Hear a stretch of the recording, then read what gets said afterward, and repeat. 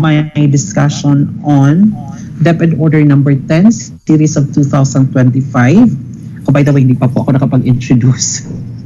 My apologies. So, this is Rexy Briones po. I will be discussing the three memoranda this morning, the two supplemental guidelines and the DO10 series of 2025. Okay, so let us begin with DepEd Order number 10 series of 2025, which is titled Guidelines for the Implementation of the 2025 DepEd Summer Programs. So alam na natin to na yung pinaka-goal ng DepEd Summer Program is to prepare our learners for the school year 2025-2026. And these programs go beyond mere remediation.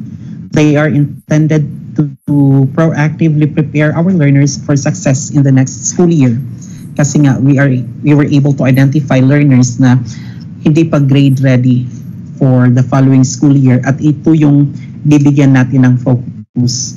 Yung mga learners na medyo nag-lag behind in the previous school year by offering them a diverse range of interventions focused on foundational literacy and numeracy.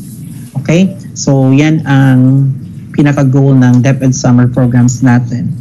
Policy statement to address the alarming finding in the Comprehensive Rapid Literacy Assessment for 2024-2025 that more than 50% of our grades 1 to 3 learners are not reading at grade level. So ito yung naging pinaka-concern. Dito na anchor yung implementation ng DepEd Summer Programs natin. Okay? Doon sa results ng CRLA 2024-2025. So therefore, strategic interventions will be implemented to bridge the critical gap between learners' current performance and grade level expectations. So yung policy statement ng DepEd Order number 10. So supporting learners in strengthening their foundational knowledge and skills is vital to the success as they move forward in their educational journey. So we have the following summer programs.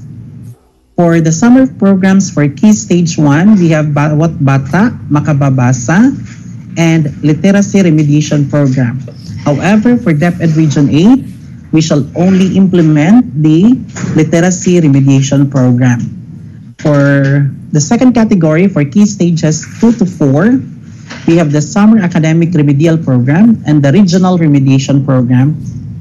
So itong dalawang sub-programs, the Summer Academic Remedial Program and the Regional Remediation Program, both will be implemented in Region 8. And of course, the 2025 Learning Camp na hindi naman po natin i-implement. So bale, for DepEd Region 8 po, yung focus lang natin ay tatlo. Literacy Remediation Program for Key Stage 1, and then Summer Academic Remedial Program for Key Stages 2 to 4, and Regional Remediation Program. Okay? So ano yung magiging framework natin for the summer programs for 2025? The interventions will emphasize phonics, fluency, vocabulary, and comprehension in reading and number sense, basic operations, and problem solving in math to support learners in achieving mastery of basic foundations. So, balikan po natin ha, for the interventions, yung magiging focus, phonics, fluency, vocabulary, and comprehension in reading. And then for numeracy, number sense, basic operations, and problem solving in math. Again, if you have questions po, please use our chat box. Kasi babalikan natin yun mamaya and we will try to answer those questions. Okay?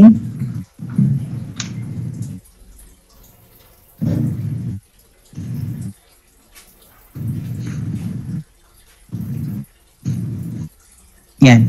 Mandatory attendance is required of learners who are identified as needing targeted support through specific summer programs. Based on available data, these learners are not performing according to grade level expectations.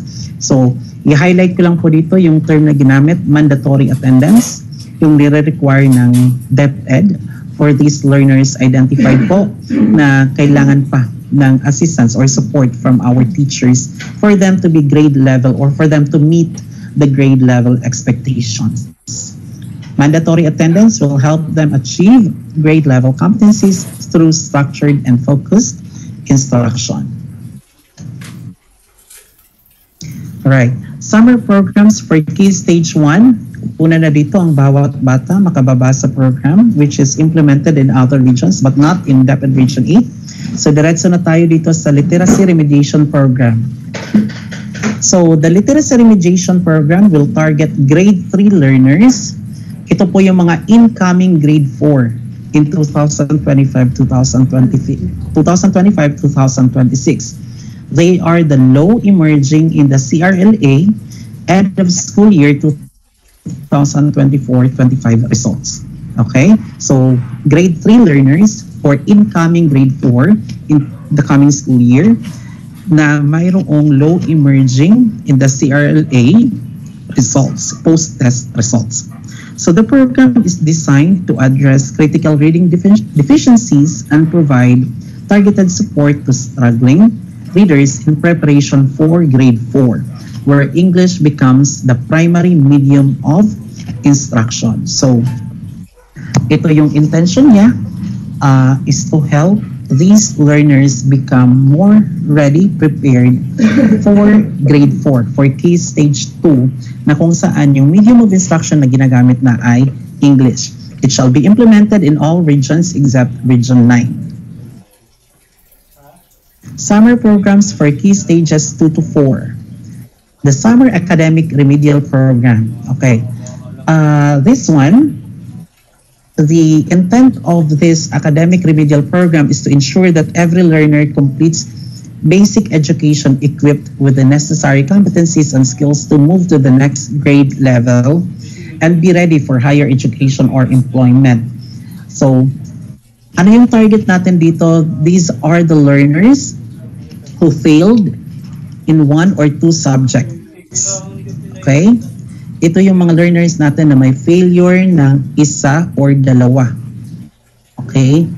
Kasi kapag 3 na yung failure ng bata, retention na yon, retained na siya sa kanyang grade level. Whereas kung 1 or 2 pa lang, the learner will be subjected to the academic remedial program. This will serve as the summer academic remedial program for the learner. Okay.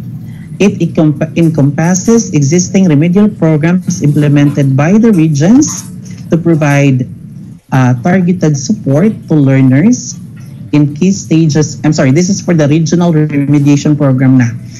This is the existing remedial programs implemented by the regions to provide targeted support to learners in key stages 2 to 4. And these programs are designed to strengthen learners' skills and competencies, focusing on reading and math, to better support their learning and ensure their successful advancement to the next grade level. Balikan lang natin. Itong literacy remediation program, ang focus niya ay literacy. Okay?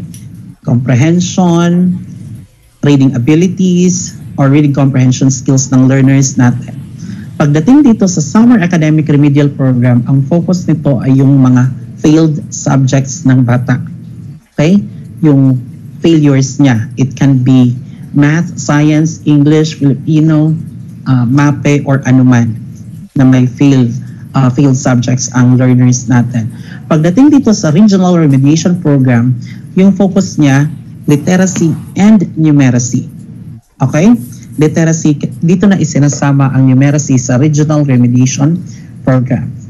I will no longer discuss the 2025 Learning Camp kasi hindi siya for implementation dito sa region natin.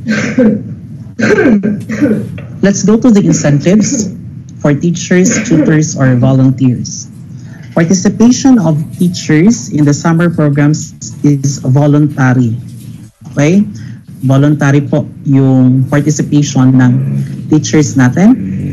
And the school head shall be responsible for identifying prospective teachers who shall handle specific learning areas in the respective summer programs. They shall be selected based on the suitability to effectively handle the requirements of the summer programs. Now, my question, Sir, what if yung volunteer teacher ko for literacy remediation program is a grade 4 teacher? Kasi yung grades 1, 2, and 3 ay hindi nag-volunteer. Ayaw mag-participate sa summer remedial program. Okay lang ba? Now, you as a school head, you can actually assess kung yung grade 4 teacher natin na gustong mag-volunteer is capable of handling the class for grade 3. Kasi yun yung focus natin, di ba? Capable of handling the key stage 1. So, ibibigay ko po sa inyo ang discretion to assess yung capabilities ng mga teachers natin to handle a particular key stage or a particular learning area. If you feel na kaya naman, then yes, you may accept that teacher as your volunteer na mag-handle ng specific learning program. Okay? Preference shall be given to teachers who are willing, committed, and highly proficient in their respective learning areas. Another question na pwedeng pumasok dito, Sir, what if walang gustong mag-volunteer sa school ko? Lahat ng teachers ko pumunta ng abroad. Anong pwedeng gawin? Okay? So, we asked this question to DepEd Regional Office and we were told na pwede po ang ating mga teacher applicants na mag-volunteer sa DepEd summer programs. So, you may consider them in your DepEd summer programs if walang gusto mag-volunteer sa mga teachers ninyo sa school. Okay? I hope that is clear po. Since the summer programs entail the services of teachers and beyond regular school days, they shall be provided with the following incentives. So, vacation service credits, certificate of appreciation for teachers or volunteers as applicable, and other incentives subject to availability of funds and applicable guidelines. Okay? So, yes, mayroon po tayong mga iba pang incentive, but we are also looking into the availability of our fund. I know you're asking if pwedeng magkaroon ng meal allowance. Pwede siya, possible, pero we're also looking into the availability of funds po. So, naghihintay po kami ng final word from the central office as to how much is the meal allowance for our teachers or for our volunteers. Okay? All public school teachers attending training in relation to the summer programs providing tutoring or teaching services for an accumulated of 6 hours of actual service rendered will accrue 1 day of vacation service credit. So,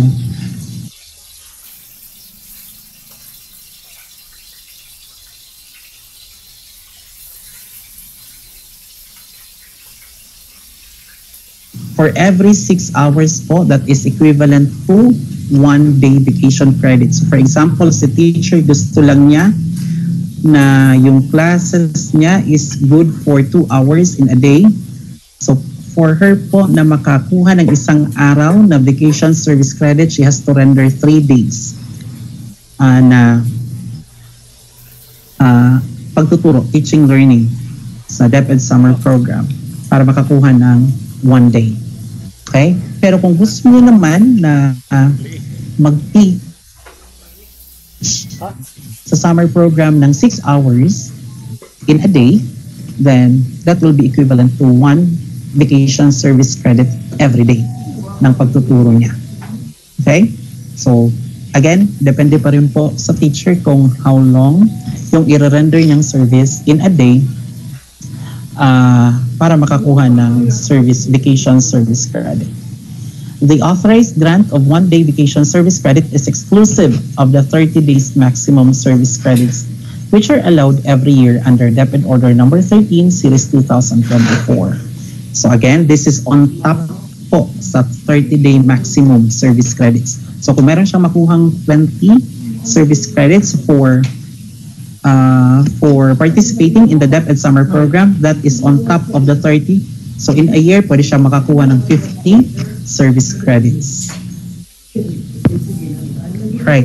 So for the funding, the implementation of the summer programs shall be charged against the fiscal year 2024-2025 funds 4 National Learning Camp from Basic Education Curriculum released to regional offices. Okay, punta na po tayo dito sa supplemental guidelines on the implementation of the literacy remediation program.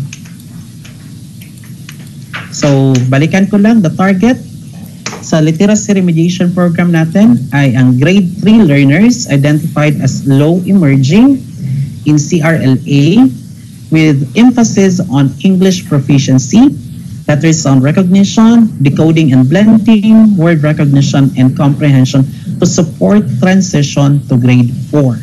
So this supplemental guidelines on the implementation of LRP was released pa mid-April.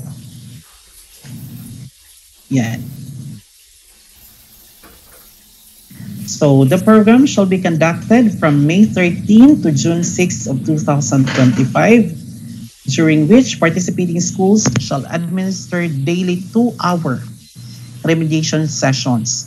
Learner progress shall be monitored weekly through check-in assessments with culminating evaluation through the beginning of the school year, CRLA, in June 2025. I know po may nagtanong sa amin nung una as to how long po yung magiging yung session, daily session ng LRP, Literacy Remediation Classes, and we answered 3 hours.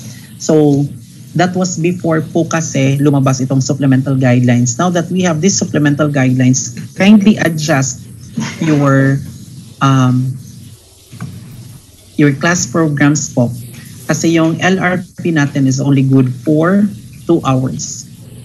Okay, again, yung Literacy Remediation Program po natin is only good for 2 hours. 2-hour remediation sessions every day. Okay?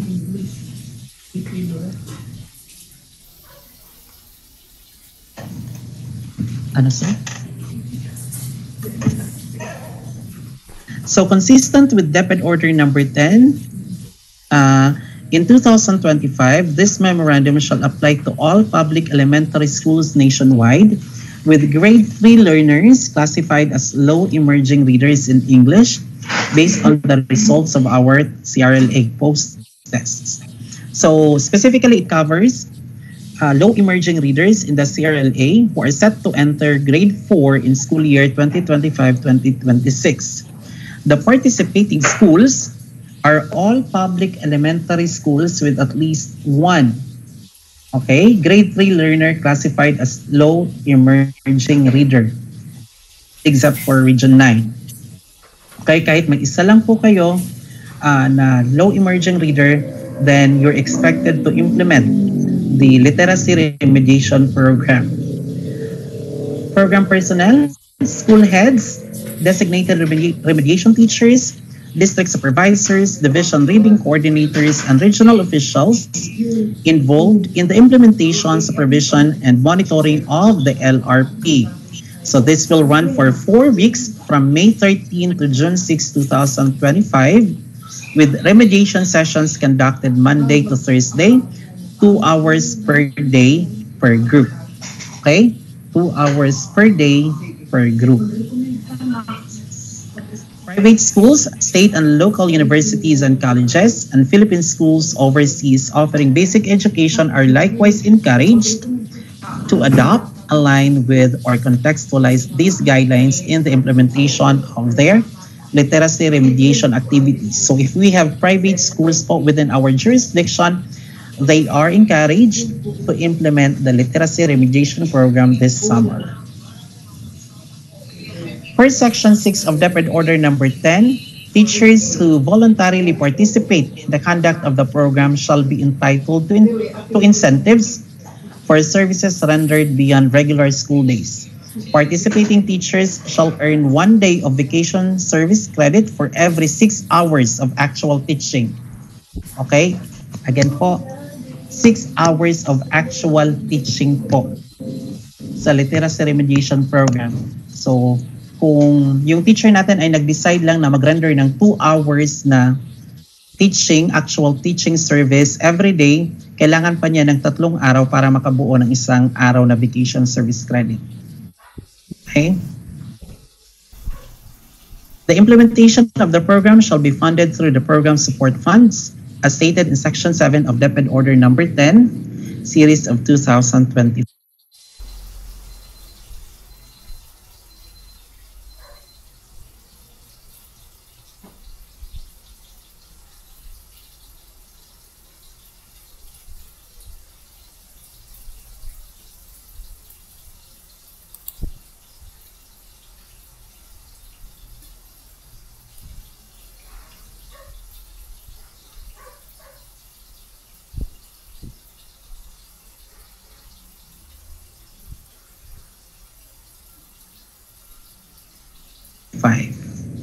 Let's go to the implementation procedures of the literacy remediation program. Ito yung preparation phase natin. Ito yung una. And this should commence immediately upon receipt of the memorandum. Tayo, after this orientation, I really encourage our district heads and school heads to start working on this na. Actually, yung iba nakapag-submit na ng kanilang list of teachers, list of teacher volunteers. So kung mayroon man po tayong mga changes dito, I suggest po na balikan natin yung link kung saan natin na-upload yung lists natin. If you need to make some changes, you may delete muna the file na na-upload ninyo and then re-upload ulit ng bago or updated document. Again, kung mayroon tayong babaguhin kasi mayroon tayong makikita mga changes dito sa supplemental guidelines, please paki-delete po muna. I-delete nyo po muna yung file na na-upload nyo nung una and then replace it or mag-re-upload kayo ng updated file. We'll discuss more of that later po. So identification, the first activity that you need to undertake is the identification of target schools and learners. So all public elementary schools with enrolled grade 3 learners classified under the low emerging category in English based on the end of school year 2024-2025 CRLA results. May nagtanong sa akin nung una, Sir, what if po wala kaming low emerging sa English pero mayroon kaming low emerging sa Filipino and mother tongue? Ako po yung naging sagot ko doon is I suggest that you still include these learners in your literacy remediation program kahit nakita nyong developing siya sa English pero low emerging siya sa Filipino and mother tongue. Just please include them.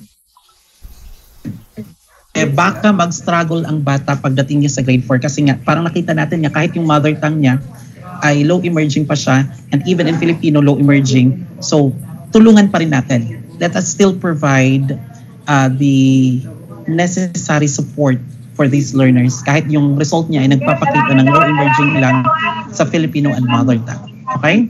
Just please include them. The specific learners shall be determined using the CRLA Grade 3 English end of school year score sheet results.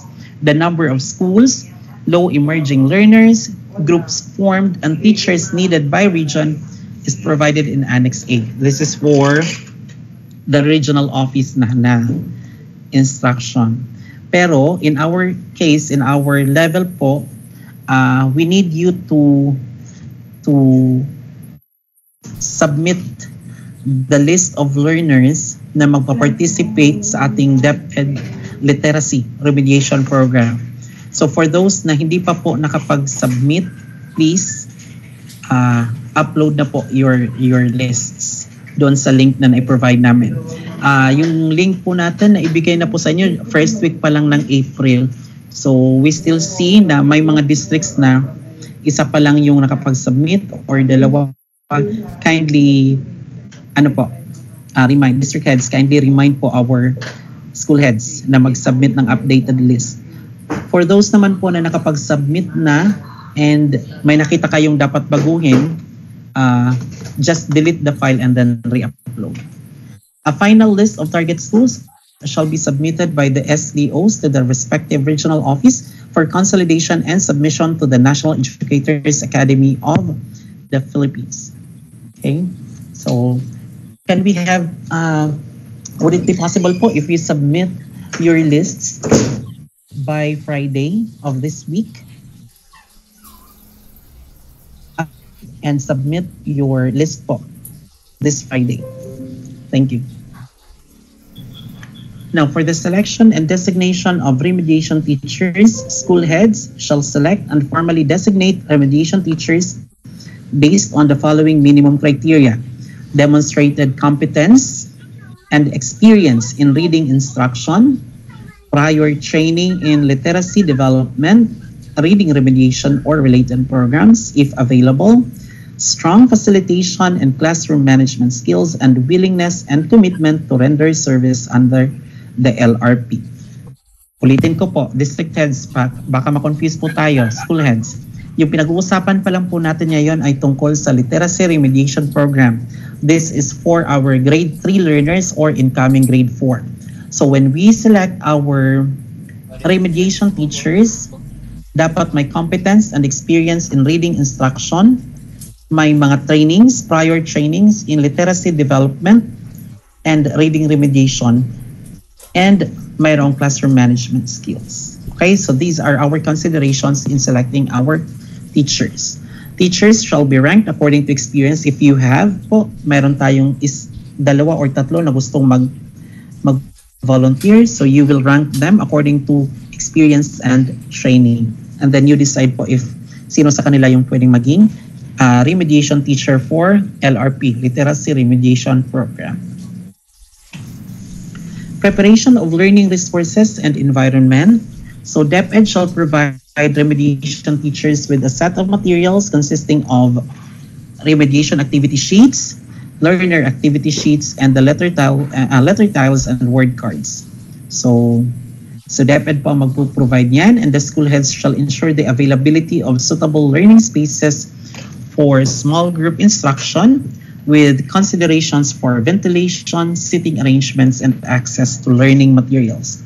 So actually ngayon, meron na po tayong na-submit na list of participants para sa national training ng literacy, implementation ng literacy remediation program.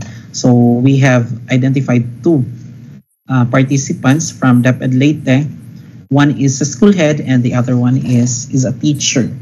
Sila po yung mag-attend ng national training, and then after that, a week after that, sila naman yung magkakandak ng ECHO training or dissemination. Okay? Doon sa magiging volunteers natin or remediation teachers natin for literacy remediation program.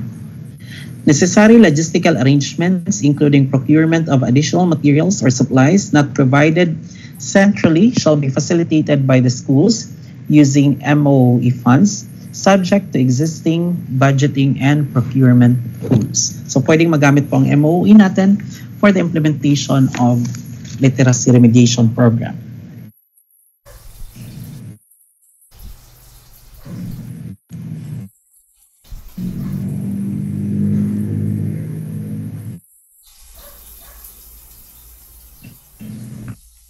All right. So learner profiling and grouping. Ito po.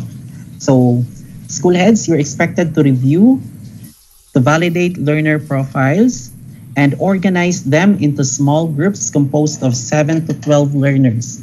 So I also know na nung una, mayroon tayong mga teachers na nagtanong if mayroong mga minimum number of learners in a class. And then yung naging sagot namin dito is kahit 1 lang, pwede. Pero this time po, dito sa supplemental guidelines, ito na po yung instruction ng DepEd Central Office. Dapat po, we organize our learners into small groups composed of 7 to 12 learners. Okay po? 7 to 12 learners natin. In instances where the number of low emerging readers or low emerging learners is insufficient to form a group, learners categorized as high emerging category may be included to complete a remediation group. Ibig sabihin po, if we do not have enough, meron lang po tayo example, we only have 5 low emerging learners, we may include two high emerging learners, okay, to complete one group, to complete or to form one group para sa para sa literacy remediation program natin. Okay? So balikan ninyo yung literacy results natin, identify kung sino yung low emerging learners, and then pag nakita natin na hindi enough, hindi tayo makaka-complete ng 7 na one small group for literacy remediation program, pwede tayong kumuha doon sa high emerging group or high emerging learners. Okay po? Para makakomplete tayo ng isang grupo. So, pero please make sure po na hindi tayo sosobra ng 12. Kung sumobra po tayo ng 12, example, we identified 15 low emerging learners. So, 12, yung 12 learners natin is our first group or group 1. And then, meron tayong 3 excess. Ang gagawin natin, kukuha ulit tayo ng 4 mula sa sa high emerging learners para makabuo tayo ng another group for literacy or for the LRP. So, yung 3, dadagdagan ng 4 na high emerging, that becomes 7. Okay? So, yun po yung gagawin natin for the groupings of our literacy remediation participants or learners. So, really, mayroon talagang kailangan na pag-update doon we really need to update our lists of participants, learner participants for the literacy remediation program because of the issuance of our supplemental guidelines. Okay? So, yung iba po kasi nakita namin mayroong 3 lang, mayroong 4. You need to add more, okay? Para makakreate kayo ng isang grupo. Saan tayo kukuha ng learners? Doon tayo kukuha sa high emerging learners. Groupings shall be finalized by the school head and submitted to the SDO for recording and monitoring purposes. Orientation of parents and guardians. The school heads are tasked to organize and facilitate an orientation session for the parents and guardians of our target learners. The orientation shall include the objectives and schedule of the LRP, the expectations for learner participation and support at home, explanation of instructional strategies and materials to be used, and the role of parents in reinforcing learning outside remediation sessions. Attendance sheets and documentation of the orientation shall be maintained by the school head and reported to the SDO. So yan po. Ito, capacity building phase, the second part of the implementation. The capacity building shall ensure that all designated personnel possess the requisite knowledge, skills, and competencies to implement the LRP with fidelity and effectiveness. So this phase shall cover the national and regional training activities for trainers, teachers, and school heads. So the NTOT is scheduled on April 27 to May 2, 2025 at a designated venue. So yung mga participants ng NTOT natin are the reading specialists and master teachers with expertise in literacy remediation and selected regional and division reading coordinators, supervisors, and technical staff with prior training experience in reading interventions. Ito importante. The participants who complete the NTOT shall serve as regional trainers responsible for cascading the training to remediation teachers and school heads at the regional and division levels. So, yun. We will be sending 2 participants to the NTOT on April 27 to May 2, 2025.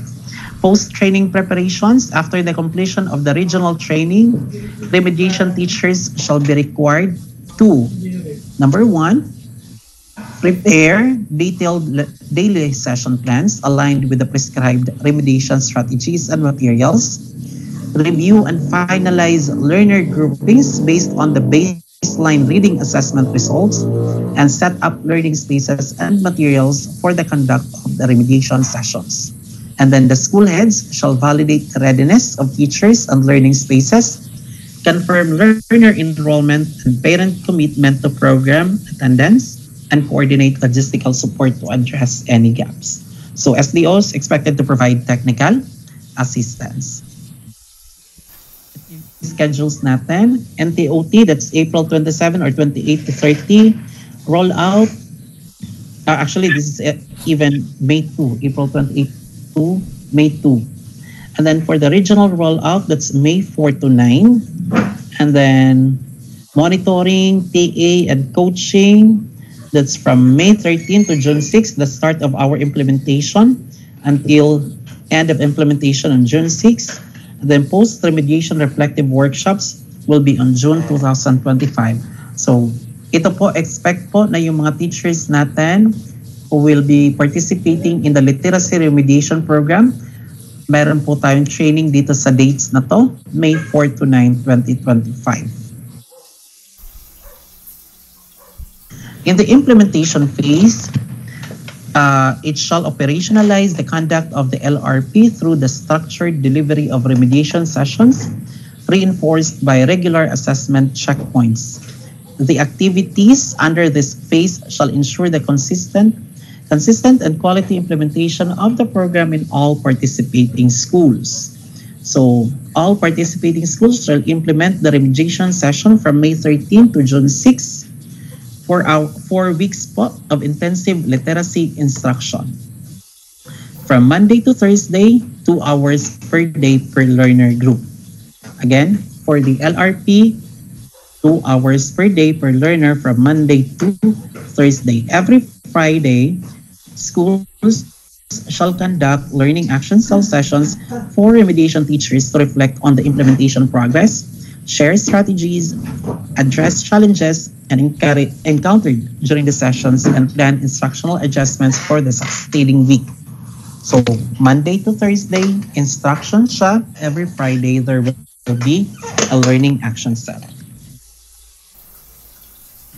Implementation preparation.